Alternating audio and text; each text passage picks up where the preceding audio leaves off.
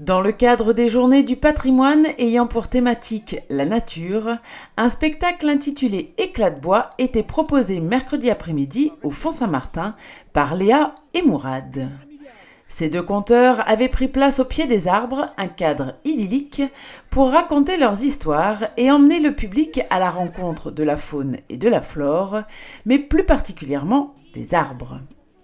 Un voyage au gré des éclats de bois qui a ravi petits et grands et qu'on vous propose de découvrir avec ces quelques extraits. Et dans les fruits, il y a les graines, et dans les fruits, il y a les graines, et dans les graines, il y a les racines, et dans les graines, il y a les racines, et dans les racines, il y a le tronc, et dans les racines, il y a le tronc, et dans le tronc, il y a les branches, et dans le tronc, il y a les branches, et dans les branches, il y a les fruits, et dans les branches, il y a les fruits.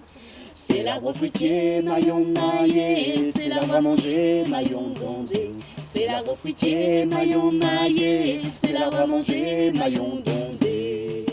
Vent qui souffle dans les branches.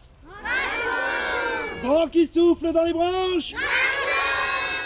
Au tout début des temps, sur la terre, il y avait un soleil qui brillait à longueur de journée. Mais en plus de briller à longueur de journée, il brillait aussi à longueur de nuit. Si bien que sur cette terre-là, la petite herbe n'arrivait pas à pousser. L'arbre n'arrivait pas à garder ses feuilles. Et les animaux mouraient de faim. Au tout début des temps, le soleil brillait tellement fort, les animaux étaient tellement morts de faim qu'ils se sont tous réunis. Ça ne pouvait pas durer. Si ça continuait, ils allaient être obligés de se dévorer les uns les autres. Ça, c'était pas question. En tout cas, au début du temps. Alors, ils étaient tous là, réunis sous le soleil brillant, éclatant et chaud, et ils ont cherché une solution. Ils étaient tous là sauf une. Et elle est arrivée avec bien du retard.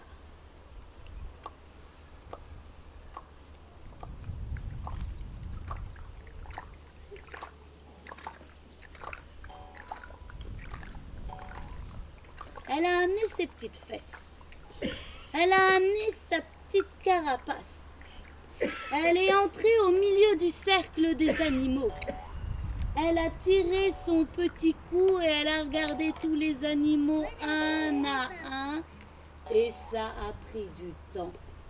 Parce que c'était une ancienne, une vieille, une mémé. Une tortue.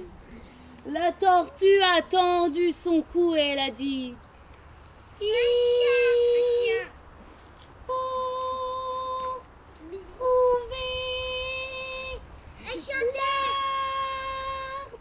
Un jour, dans ce village où on ne savait pas appeler les choses, il y a une femme qui est partie dans la forêt pour ramasser ce qu'elle ne savait pas appeler du bois. Et soudain, son oreille a été attirée par ce qu'elle ne savait pas appeler un oiseau et qui chantait Kikiriki, Kikiriki, Kikiriki. Et la femme en a lâché ce qu'elle ne savait pas encore appeler du bois. Elle a couru jusqu'au pied de l'arbre où se trouvait ce qu'elle ne savait pas appeler l'oiseau et elle lui a dit Hé, toi, qui es-tu? Comment tu t'appelles? Mais au lieu de lui répondre, l'oiseau a dit Kikiriki et il a volé jusqu'à l'arbre suivant. La femme a couru et lui a demandé à nouveau Et toi, comment tu t'appelles? Mais à nouveau, il n'a répondu que par un Kikiriki et s'est éloigné plus loin. Quand le pépé était bien trop occupé, le morveux s'est penché vers son oreille et d'un seul coup il a hurlé Vous! À ce moment-là, le noyau du pépé à la place d'être craché, non. Il l'a avalé. Et comme il est resté coincé dans sa gorge, le pépé a soufflé, sifflé, craché, le noyau est remonté jusque dans son nez. Le pépé a soufflé, sifflé, craché, le noyau est remonté jusqu'en haut de sa tête. Et là, il est resté bien coincé.